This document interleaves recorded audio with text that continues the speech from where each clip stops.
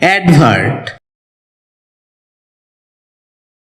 এই শব্দটি বাক্যে ভার্বের ইনট্রানজিটিভ ফর্মে ব্যবহৃত হয়, যার অর্থ হচ্ছে উল্লেখ করা, নাম করা, দৃষ্টি আকর্ষণ করা, মনোযোগ দেওয়া, বিজ্ঞাপন ইত্যাদি।